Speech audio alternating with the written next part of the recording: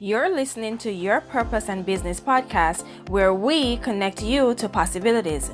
I'm your host, Raquel Walters, a two-time best-selling author, millennial speaker, corporate trainer, advocate, and clinical social worker at heart.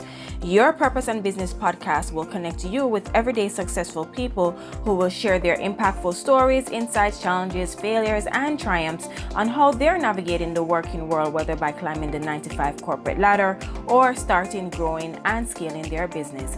So grab your pen and notebook because you'll want to implement the nuggets and tools, strategies shared in every episode. Class is in session. Hello, everyone, and welcome to another episode of Your Purpose and Business podcast. My name is Raquel Walters, and I'm here with the beautiful and lovely Paradise Rodriguez. And so, guys, Paradise Rodriguez is an ovarian cancer warrior, domestic violence survivor, and human rights activist who has founded over 5 companies and 2 foundations since the age of 17. Paradise started building her company from the abandoned home she lived in as a child, and her brand now is thriving and social impacting and is world renowned. So understanding how challenging life could be, but knowing she needed to succeed to ensure a better life for herself and those closest to her, Paradise coined the quote, "You can sit in the corner and cry, or you can go out and dance in the rain. Either way, the storm is coming." She then put her words into action by traveling around the world to meet its leaders, discussing ways to eradicate human trafficking, and finding better resources for veterans, special needs persons, and those escaping traumatic environments. In 2014, Paradise launched the I Can Be Both campaign to encourage women to be their authentic selves. Guys, it's a pleasure and an honor to have Paradise Rodriguez on here, and welcome to the Your Purpose and Business podcast. Thank you so much. This is an honor. Thank you for your time today. Oh, thank you for your time today as well, Paradise. And your bio has so many different moving pieces to it. It's so beautiful because it does capture the many different ways that you are living your life and how you're impacting, different different areas of life, from battling with ovarian cancer to definitely advocating for domestic violence victims, right? As you said, you're a survivor, you said. And I know that you have 5 companies. So there's a lot there. And I want to dive in because I'm inspired and I want to learn. And I know the audience want to as well. But before we dive in, just tell us something about yourself, Paradise, that's not included in this lovely bio. I am a total goofy goober. I love anime. I love just watching cartoons and snack attacks. Yes, that's my jam. I embrace being a CEO and all the things I do. But when I don't have to do all that, or I'm a Harvard woman, when I don't have to worry about school, I kind of just like being at home in my hoodie with some good cartoons or even some jazz and wine. Yeah, awesome. Anime, yeah. I haven't watched anime, but I've heard of beautiful things about that. And but I do love a great glass of wine. So, I guess we're similar there. So thank you for sharing that. Thank you. You're welcome. So Paradise, tell us, you're on a Your Purpose and Business podcast. Do you think you found your purpose? Yes. I know that's very yes, I've known my purpose actually since I was maybe about 5 or 6 years old. I knew that I would be doing something with children in my life. I just didn't know exactly what. I knew, funny thing is, all the things that I'm doing with my career, my modeling, my performing arts, all those things I have said I was going to do. And I told myself, I want to say I was 9 in Girl Scouts. And I said, I'm going to make a difference, but within my passions. Many times we want to make a difference, but we do it in ways that don't bring us joy, or we are working careers to pay our bills and live our lives, but they don't bring us joy. So we're not really serving our purpose then. So I decided early on that whatever it was I was going to do, I was going to pray about it and make sure it was within the realms of what I know in my soul that I'm supposed to do. And that's uplift my community globally.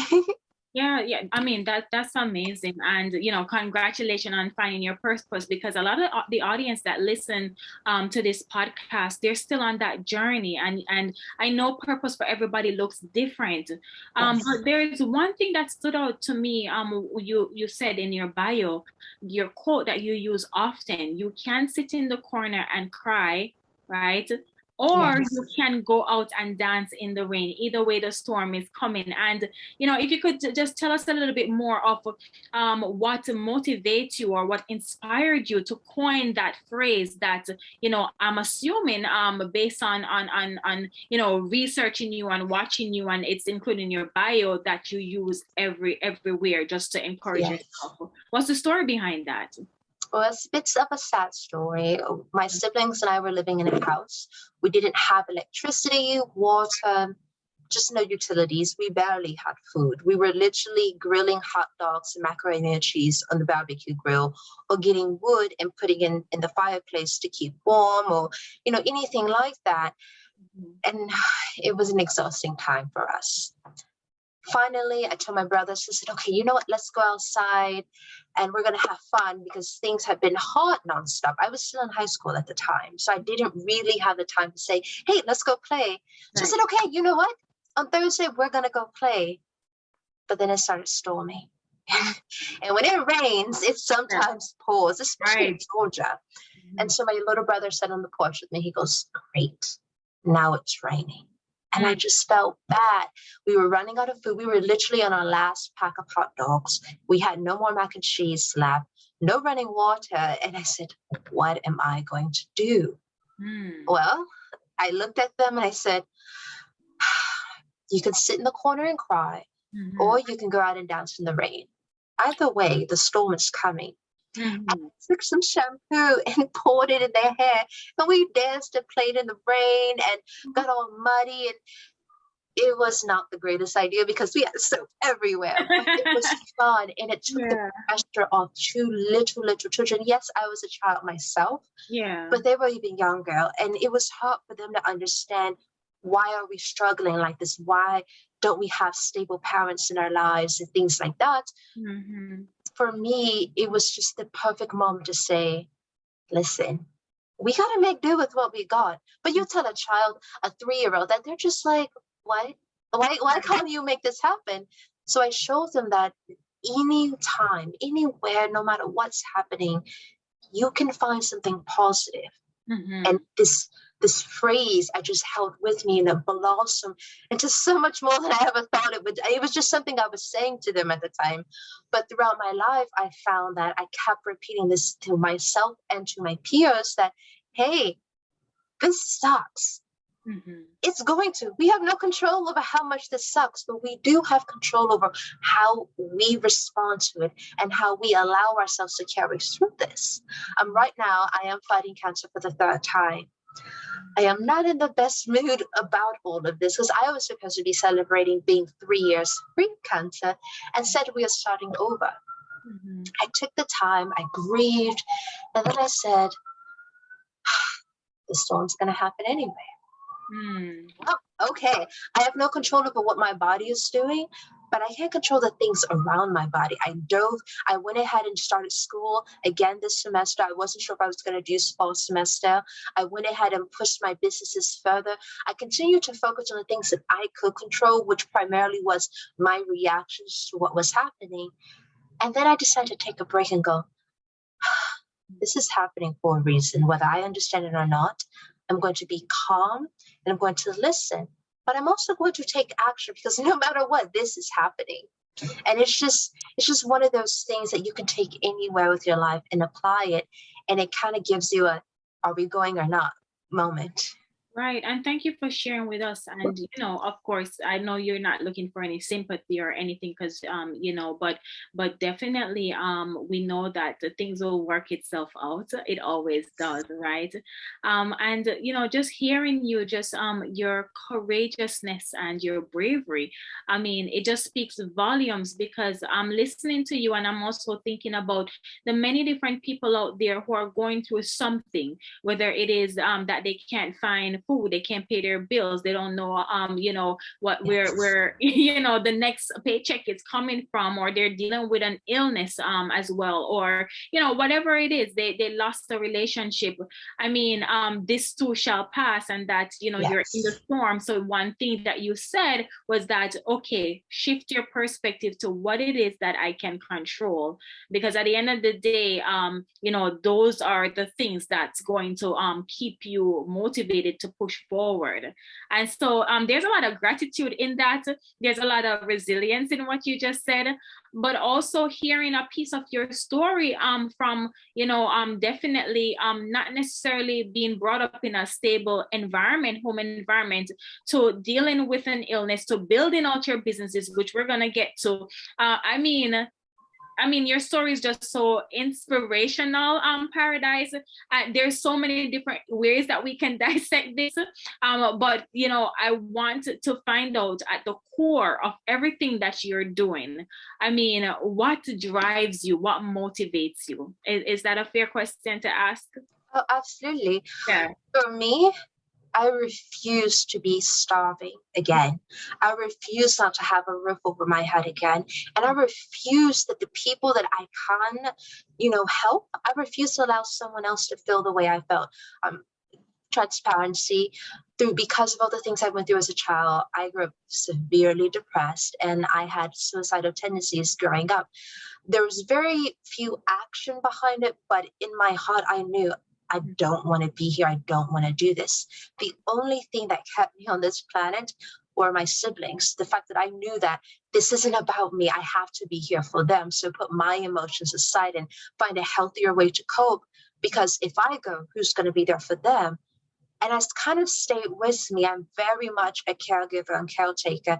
I have had to learn that it's okay to put Paradise first, and to not always have to be the caretaker, or to let someone come take care of me sometimes. Because when you're a caretaker, it's harder to be vulnerable. But what really drives me is my persistence and my refusal to give up and allow the people in my community to fail. I know what it's like not to have financial literacy. I know what it's like not to have anyone who loves or cares. And if I can just make an impact on one person, I've done my purpose.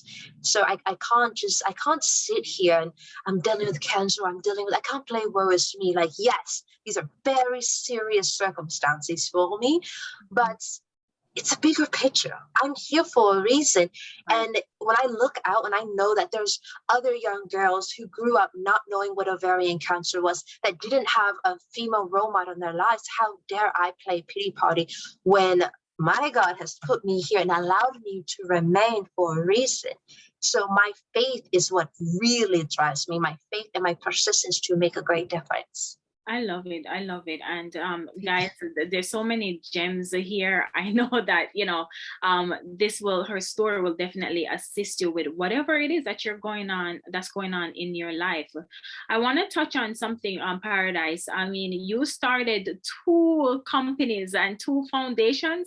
Well, 5 companies, and 2 foundations. But you started the foundation since you were 17 years old. Am I correct? Your first foundation at 17? I mean, what is a 17-year-old, thinking, or for you at that time? Why was it necessary for you to start your foundation? Give us the story behind starting your foundation. Tell us what your foundation is about, and then kind of just walk us through, the different steps that you've taken throughout the years to form your 5 businesses, because I feel like you're a superwoman, but also it just shows that despite your upbringings, despite whatever challenges that you're faced with, that life is filled with possibilities. And so it is a story, I'm sure that you're going to tell us now. It is a story of faith. It's a story of a vision and possibilities, and a story, one of service as well to humanity, so take it away. Well, I had a sister. Her name was Katia. She was born with 2/3 of her brain on the outside of her skull surrounded by fluid. She had a trach and a G-tube. My sister she was severely disabled, and life wasn't easy for her. She couldn't talk. She couldn't get up and move. She was 100% dependent on the people around her. And I remember growing up, I begged God. I said, I want a sister. I want a sister so bad. And then he gave me a sister that would need not just some of my love, but all of my love. But I needed her love too. And I hadn't realized it so young as a child. It was later on that I realized how much I needed her. When you're not around people with special needs, you tend to be shocked. You tend to be, as a child, you tend to be afraid, quite frankly. And I had met other people with special needs and Downs, and I was afraid. I didn't understand. And when my sister came into my life, that put me in an environment where that was all I saw all the time. And I decided, okay, well, I'm 9 years old. I can't be afraid. Like, I'm the big sister. I got to be, strong. And so I started asking questions. I'm a very curious person, even as a child. So I wanted to know what was different about them. Why did they look like me? Or why were some of the children much, much shorter? Or just any of the differences that was going on. And I realized, even in my little small world, this was a big community that didn't have the support. Trying to go to things like the malls, the movies, or anything like that, getting my sister's wheelchair in and out and around was extremely difficult. Having handicap accessibility was just like, oh, well, we're lucky there was around. So as I was growing up and facing these difficulties with my sister, I said, something's got to be done. I'm not a complainer. Like, I'll be grumpy and say, oh, I don't like this, but very much, I don't like this. So how am I going to change this? Right. And then my sister passed away. I was 17 years old. I woke up. It was a Sunday. We were getting ready for church, and I didn't realize at first she was gone. I was just like, let's get food. Let's take medicine. We're going to go to church. Woohoo. And then she wasn't responsive to me. Then her medicine kept coming out of the G-tube. And I was like, are you holding your breath? What are you doing? And I'm like tickling her, trying to, I was like, geez, why are you so cold? So I turned the heat on 80, and I'm just like, maybe it is cold in here. It literally took me at least 10 minutes to realize that my sister wasn't alive. And I looked at her eyes, and I'm like, Katya, but maybe I need to wash her face. And it was like a wave washed over me. And I called, and I was like, hey, something's wrong. And then they told me, they said, did you use the ambu bag? And I was like, yes, it's not working. Like, she's not breathing. I hooked up the pulse oximeter, and she was gone. Oh, wow. And I wasn't okay. I kind of went into a state of shock. And then I shut down, where most people would spiral out of control, drugs and all these things. I did the opposite, which was just as unhealthy. I shut down. I was very resentful to everything around me. And so then I had to go back to school a week later. My sister hadn't been gone a week, and I had to go back to school in Georgia. Well, I failed my classes, all of them. Even classes that I knew I had an A in, because I didn't take my finals. And the school wasn't really concerned with, oh, wait, what's wrong? They were just like, you didn't take your finals, now you're having behavioral problems. So I got expelled from high school. And I was like, whatever. Like, I just shut down. And then I was sitting at home, and I was like, okay, what are you going to do now? You still have 3 other siblings to take care of. You now don't have an education, so you're illiterate at this point. What are you going to do? And I just said, I got to get a job. So I started my daycare, taking, a bunch of kids from around the neighborhood and taking care of them. And then some of those kids have special needs, and the mothers trust me because they knew I had taken care of my sister. Yeah. And I realized, well, these children, this is when I was first introduced into autism. One of my kids was very difficult to behave, and they would run away and they would fight. And I was able to calm them and understand. And I said, well, I didn't experience this with my sister because my sister was nonverbal. So this is a whole different spectrum for me. Yeah. And walking through that, I prayed to God, and I asked him, I said, listen, I don't know what you want me to do, because this is a lot, and I'm getting attached to these kids. I'm still emotionally broken because I just lost my sister. Yeah. And I decided, I said, okay, now what? And this lady said to me, she goes, oh, you have like a little foundation of children around you all the time. And I said, I do, don't I? She goes, what do you guys do? I said, well, I try to teach them like alphabet and things, and we go to the movies and we do the things that I would do with my sister. And she goes, why do you do that? I said, well, who else is going to do it? But if they have parents around, their parents are busy trying to survive with all the stuff that an adult has to deal with. I'm at home all day and I'm studying to get my GED now. What else am I going to do? Give to my community. And I didn't realize at the time what was happening, but I started just kind of collecting people, like a little community of, hey, I care. Even if you just need someone to listen. And other adults started noticing, and it just grew into this beautiful project that grew into a family and continuously ever expanding of, okay, what is the purpose of this foundation? Well, I want to eradicate human trafficking. I learned about that way too young. I want to eradicate domestic violence. I was abused as a child. I want to eradicate being hunger. I'm tired of starving. If I'm starving, that means other children are starving. And then it hit me. I said, I want to find resources for people like my sister and the kids that I'm taking care of. And an adult said to me, they said, sound like you have a big mission on your hands. I was like, I do. It's going to be a company. Nice. It just like every year, I started with special needs and children. I decided I wanted to stop divorce. And I said, okay, well, I can't stop divorce. Okay, well, what's the core to divorce?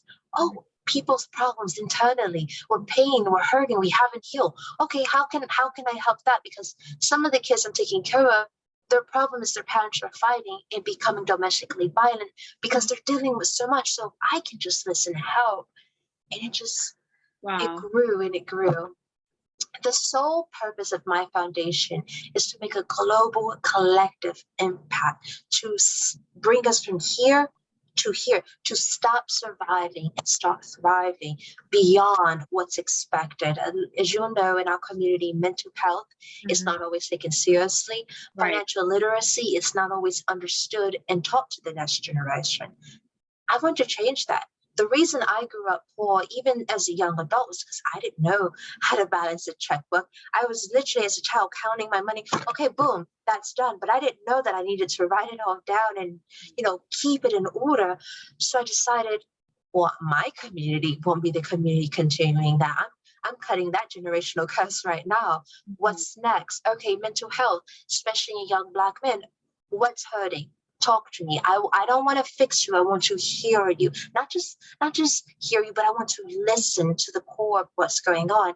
And that's really where we started. And we are still today, continues on a global just plane, is how can I listen to be able to address the core issues? Right. That's an amazing story, because it shows that, obviously you said at the top of this podcast interview that you found your purpose, and since then, you've had this vision of helping other people, that were dealing with the same, illness that your sister was dealing with, and it has blossomed into this worldwide mission to help more people. And that's just amazing for me. It just speaks to your heart, because even while you said you were studying for your GED, you're like, their parents is not going to do it, nobody else is going to be available, I want to step up and be available.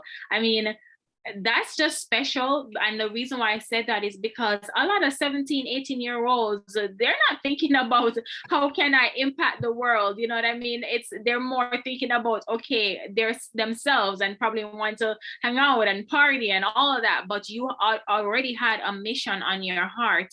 And to this day, it just speaks volumes to how it is that you're able to do your work daily in the world. And so for that foundation, what is the name of that foundation? Because I know you have two. The Catch a Falling Star Foundation. Awesome. That's the Catch a Falling Star Foundation. And so what's your second foundation, Paradise? And then we'll go into your businesses. Well, it hasn't completely grown into a foundation yet, but it's still an active campaign. It's the I Can Be Both.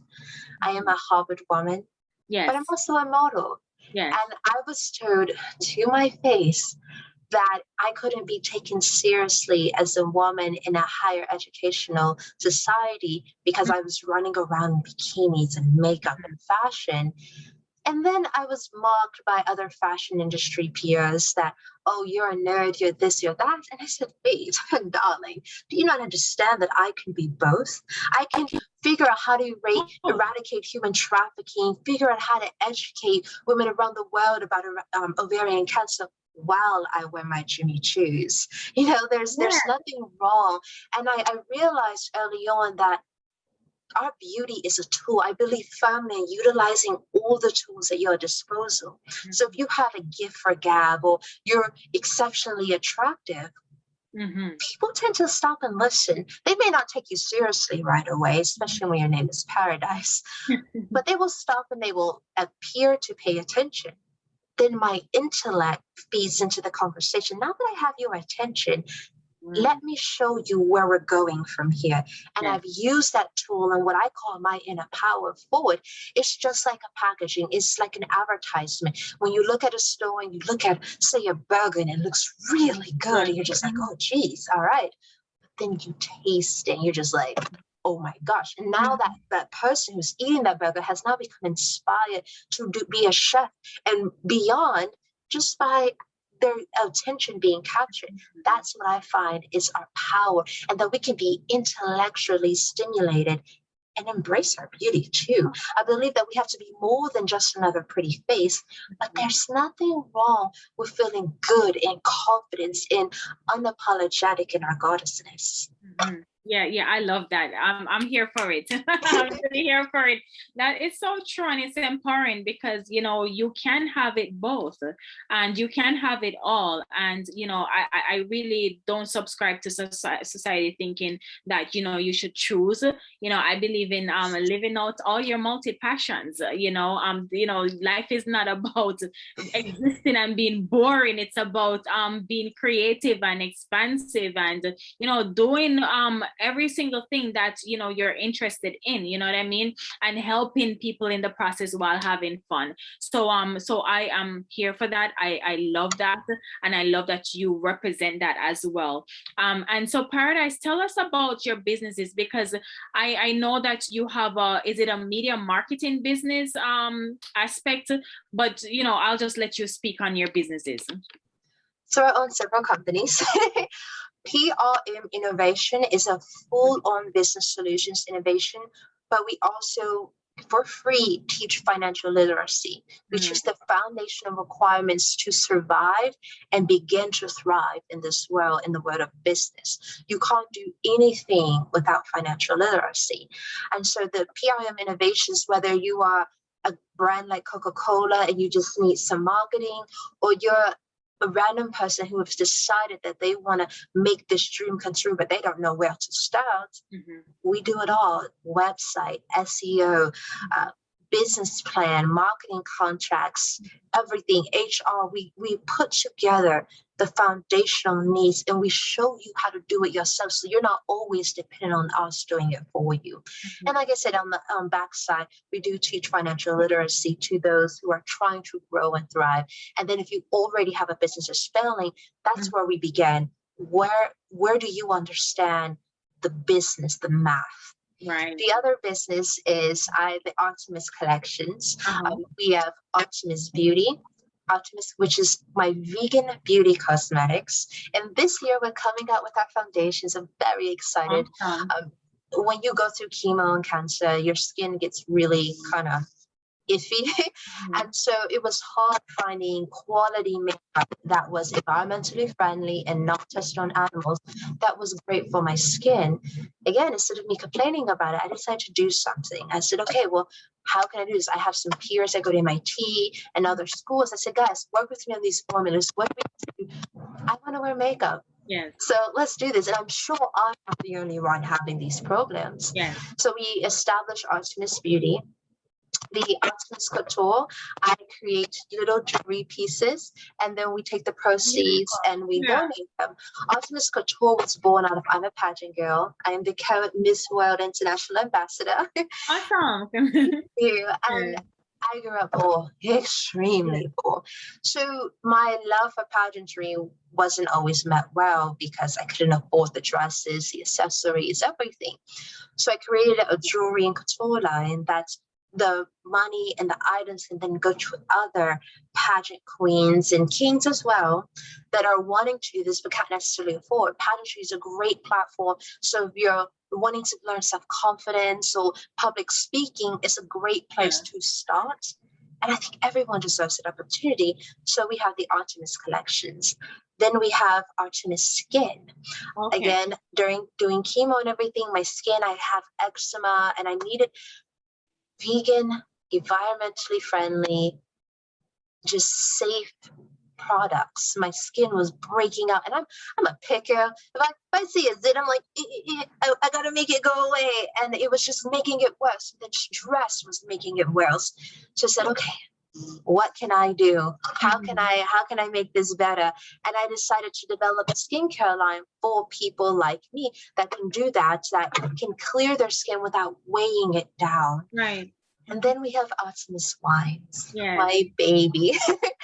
So my grandpa passed away. He had what you would call a backyard vineyard, a mere 2-3 acres, which the community liked, but it wasn't enough to scale. I never got to meet him, unfortunately. I did meet his widow and spend some time with her. And then I decided that I want to do this. I want to continue on the family legacy because he got the vineyard from his father. I said, well, you know, I want to do this, but I want to go bigger.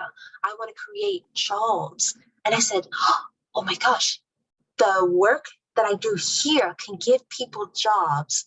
The money can feed people, and it all comes back.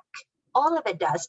The beauty cosmetics help stop domestic violence. The couture items, the proceeds go to help special needs veterans and people that are coming out, like that are poor, that just want to live a better life. For financial literacy, the skincare helps as well for people with special needs and adventures. And then our wines help homelessness and hunger. Everything comes back and feeds into the foundation for us to give back to our community. I know it's not good business, but I will admit that most of our profit goes back into the community. 33% of everything we have left after paying the staff and paying the government goes back into feeding our community and doing what our humanitarian efforts.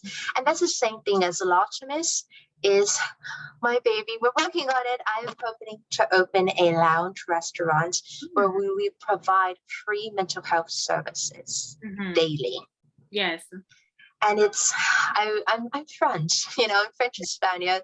I love food, and I want to have a place where we can come together, a community. If you're a community designer, artist, even a community chef that don't always get the opportunities, and I hate to admit it, but people of color are looked over a lot in these environments. It's a very competitive world, and even more for people of color. So I decided, well, I'm going to create an environment that 2 times a month, we're going to have these showcases where if you're a chef and you're in school and you can come get chef for the night.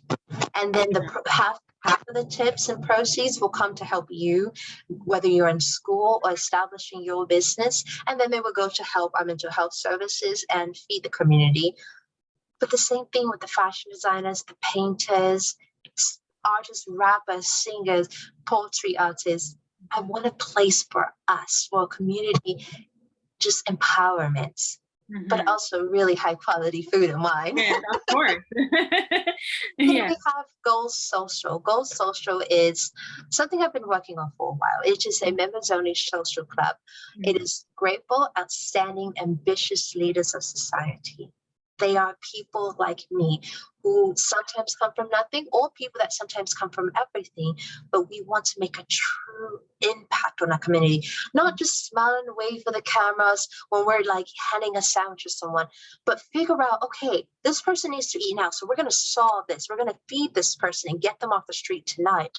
But then we're going to come back and we're going to come to the core. Why are you homeless? What skills do you have, and what skills can we build with you so you can be better? What service do you need? Mental health? Do you need actual physical health services? So that way we can put you in a position to where you're not just surviving, you're also thriving.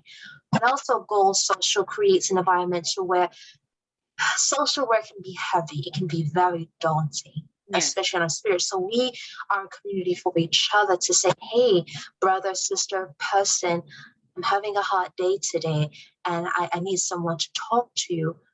Or, hey, I need to go dancing. I need to go have a good time. We like our yacht parties.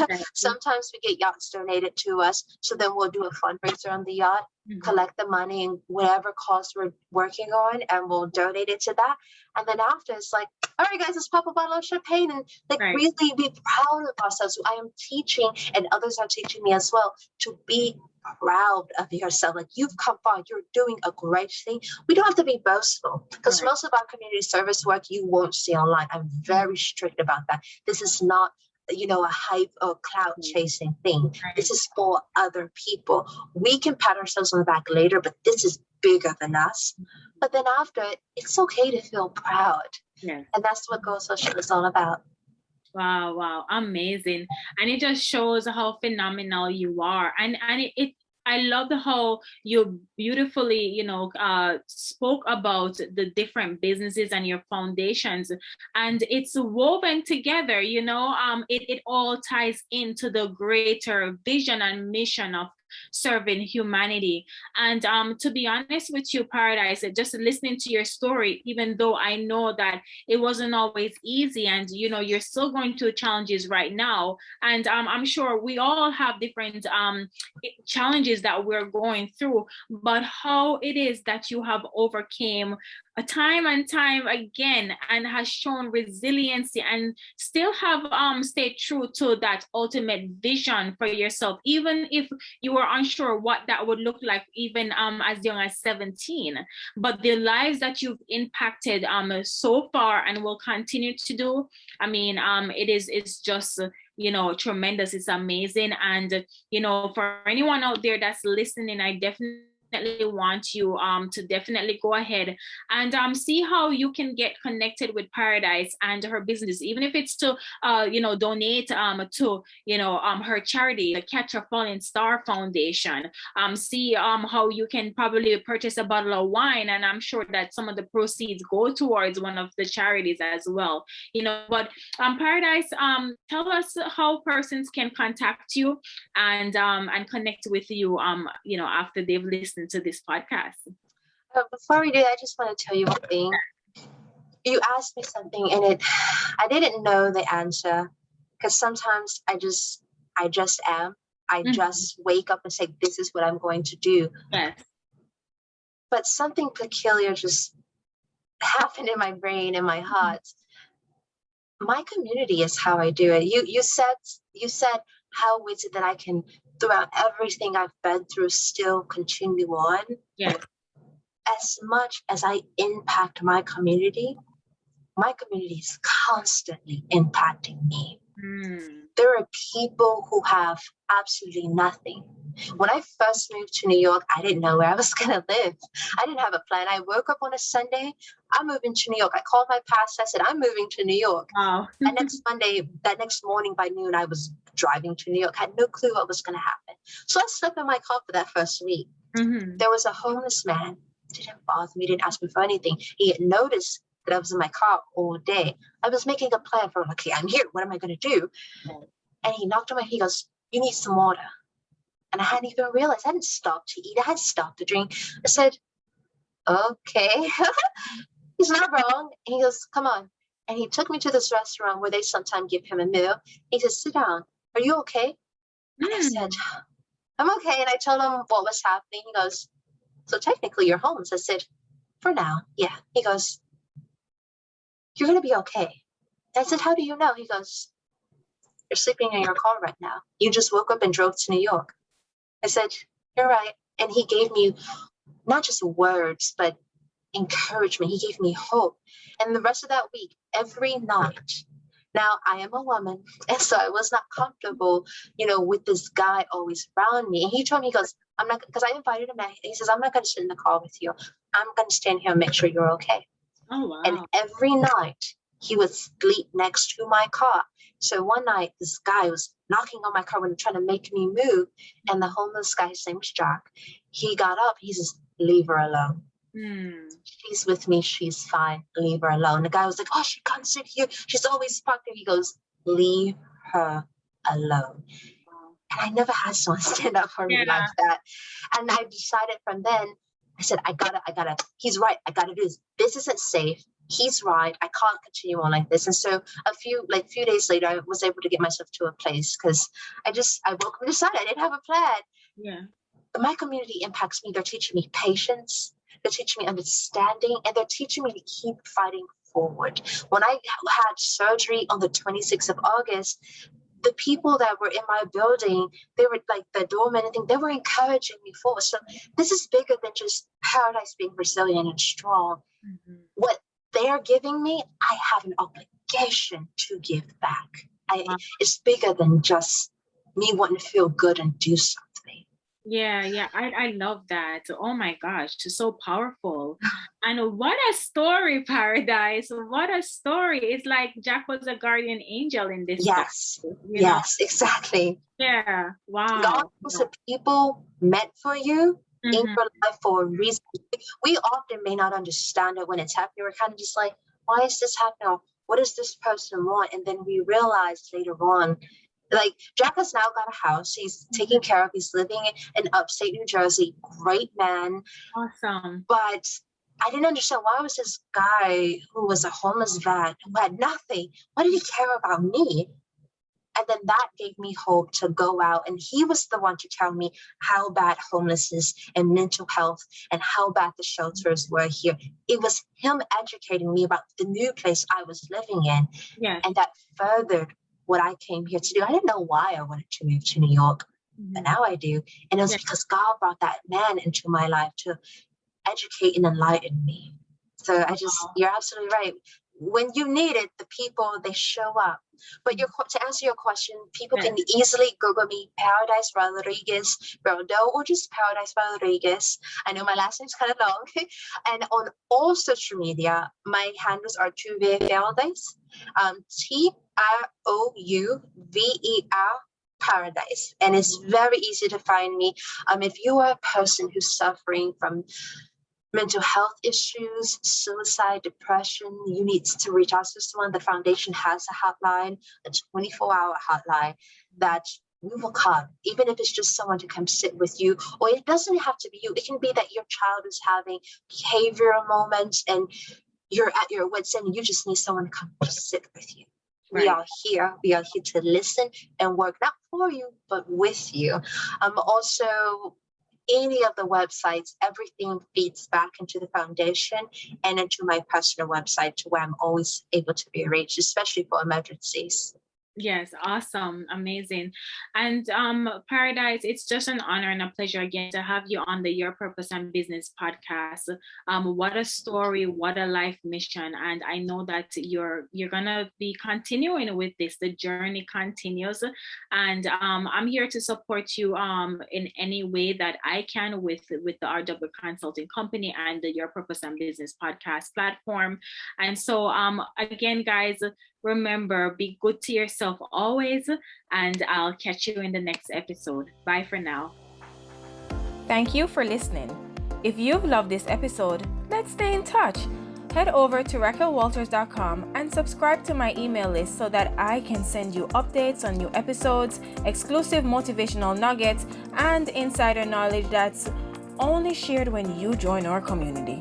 Please don't forget to subscribe to this podcast and leave a review, as I want to know your thoughts about every episode. Follow me on Instagram at Your Purpose and Business Podcast. And remember, your life is beautiful and this is a part of your journey. So embrace it. Speak to you soon.